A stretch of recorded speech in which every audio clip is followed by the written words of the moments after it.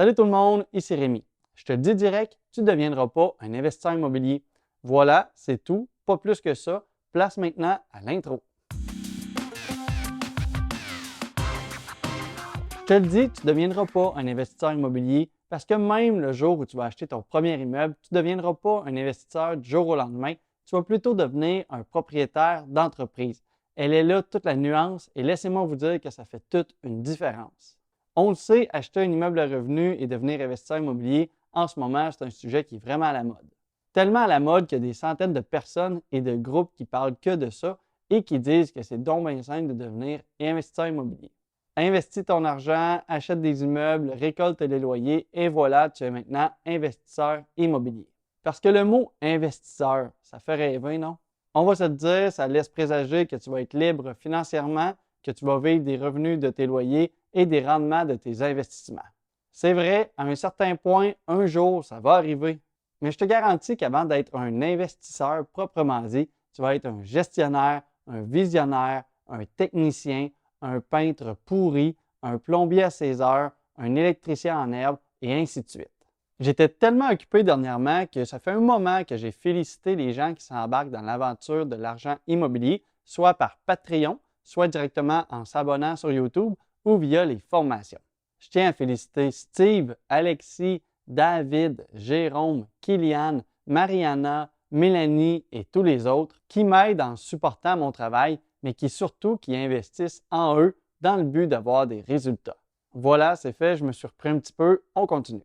Il ne faut surtout pas sous-estimer le travail qui vient avec le fait d'investir en immobilier et de devenir propriétaire d'entreprise. Parce que oui, faire de l'immobilier, et ça, même si tu as juste un duplex et tu es propriétaire occupant, eh bien maintenant, tu es en train de gérer une entreprise. Tu deviens maintenant plutôt gestionnaire où tu as des loyers à gérer, des dépenses, des réparations, la comptabilité, tes impôts et même des sous-contractants que tu vas appeler un dimanche pour réparer un tuyau qui coule. Tu deviens aussi responsable des ressources humaines où tu vas devoir gérer les locataires, les chicanes qu'il va y avoir et toutes les demandes humaines qu'il va y avoir derrière tout ça. Mais ce n'est pas tout. En plus, tu vas devenir un visionnaire, c'est-à-dire celui qui va être obligé de faire des calculs le vendredi après-midi et de visiter des immeubles le samedi matin et qui va toujours être en train de se renseigner sur le marché et de toujours continuer à se former. Et il y a aussi le côté un peu plus plate pour bien du monde, c'est-à-dire que tu deviens aussi un technicien, c'est-à-dire que tu vas mettre la main à la pâte dans bien des domaines pour pouvoir sauver quelques bidous. Et tous ces rôles-là dans une entreprise sont nécessaires parce qu'à moins d'avoir vraiment beaucoup d'argent et aussi les connaissances pour être capable de déléguer, eh bien, toutes ces tâches-là sont essentielles dans une entreprise, sinon elle va faire faillite et c'est certainement pas ça ce qu'on veut quand on débute en immobilier. Tout ce que je veux dire par ça, c'est qu'il faut vraiment faire attention et être conscient de tout ça avant de prendre une décision. C'est facile de rêver et de se dire que c'est accessible, mais pose-toi sincèrement la question si c'est ça qui t'intéresse dans ta vie. Parce que oui, l'immobilier, surtout si tu veux avoir plusieurs immeubles, ça va devenir un mode de vie et non pas juste un passe-temps. Ça fait plusieurs fois que je l'ai dit, mais je vous le dis encore, c'est une phrase que j'aime beaucoup et qui dit que l'immobilier, c'est fait pour tout le monde, mais que ce n'est pas tout le monde qui est fait pour l'immobilier. Et cette phrase-là est quand même puissante parce que parfois, quand on cherche un petit peu dans notre vie, qu'on en veut un peu plus, qu'on ne sait pas vers où aller, eh bien, on se dit qu'au final, si on y met bien des efforts, tout peut fonctionner.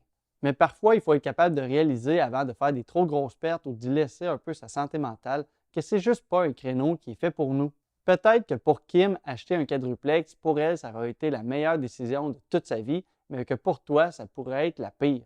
Peut-être que pour toi, ça serait 100 fois mieux d'investir à la bourse plutôt qu'en immobilier ou même de partir une boutique en ligne. Ou peut-être que tu n'es juste pas encore assez mature émotionnellement ou financièrement et que pour toi, la meilleure décision en ce moment, ce serait tout simplement de rester salarié pendant encore un bout, le temps que tu grandisses encore personnellement. Il va falloir que tu apprennes à être un propriétaire d'entreprise et en tant qu'entrepreneur, c'est ton rôle de devoir s'assurer de faire du profit afin de rester en vie dans ton entreprise. Pour ça aussi, parfois, il faut que tu réussisses à mettre un peu les émotions de côté et que tu réussisses à optimiser les processus et que tu t'assures d'augmenter les revenus et de diminuer les dépenses. Tout ça, ce ne sont pas des choses que tu vas savoir du jour au lendemain. Tu dois te former et pour ça, tu dois être curieux, ouvert d'esprit, tenace et persévérant. Et malheureusement, ce n'est pas toutes les personnes qui sont à ce stade-ci dans leur vie. Par contre, si tu es prêt, il y a un lien en description qui pourrait t'intéresser vers des formations. Ça pourrait t'éviter de faire bien des erreurs qui peuvent coûter cher en temps, mais aussi en argent. Je le sais, je sonne un petit peu pessimiste, mais je vous rassure, j'encourage tout le monde à se lancer en immobilier et d'ailleurs, j'accompagne plein de personnes pour faire leur premier achat. Je trouve que ça reste le moyen le plus puissant en immobilier de se créer une richesse, surtout une richesse solide qui va perdurer dans le temps. Mon message, c'est seulement qu'il faut être réaliste et comprendre que ça va prendre au final beaucoup d'efforts et aussi de prise de risque et de temps. Si tu n'es pas prêt à prendre ou à faire tout ça, aller en immobilier, c'est peut-être pas ta meilleure décision maintenant. Aussi, il ne faut jamais oublier qu'avant d'aller trop loin dans ses plans et de se dire qu'on va acheter 10 immeubles par année, commence par ton premier tout simplement. Déjà, tu vas être capable de comprendre si tu aimes ça ou non. Ça se pourrait qu'après avoir acheté ton premier immeuble, tu réalises que tu n'aimes pas ça te faire appeler par un locataire parce que sa toilette a coule ou qu'il a oublié ses clés. Bon, donc je l'ai dit, c'est important de se former avant de se lancer et aussi de commencer petit pour voir si tu aimes ça et de grossir seulement ensuite. Et là, ça sonne un petit peu contraire, mais ce que je vais dire, c'est que c'est aussi important de se lancer un jour et de commencer, de passer à l'action, même si tu n'as pas encore toutes les connaissances. Parce que tu as beau faire toutes les formations possibles, lire tout ce que tu trouves, écouter toutes mes vidéos, mais si tu n'achètes jamais, tu ne pourras jamais déterminer si tu aimes ça réellement ou non.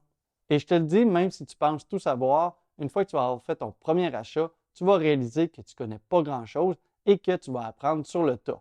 En fait, c'est une fois qu'on va avoir les mains dedans que vraiment, en faisant tes propres erreurs, tu vas apprendre le plus rapidement. Bref, être un investisseur immobilier, ce n'est certainement pas un jeu et au final, ce n'est pas juste un titre qui est cool à dire. Ça vient avec des responsabilités, des tâches, des apprentissages et aussi des risques.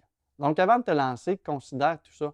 Considère si tu es prêt à y mettre les efforts et aussi le temps nécessaire pour que ton projet se réalise et que ça fonctionne. Et si tu dis oui à tout ça, eh bien fonce, fonce la tête baissée et ne te décourage pas parce qu'avec le temps et les efforts, comme avec les gens que j'accompagne, tu vas être capable d'arriver à vivre de tes revenus récurrents, d'avoir un portefeuille intéressant et diversifié et d'arriver à la liberté financière que tu recherches.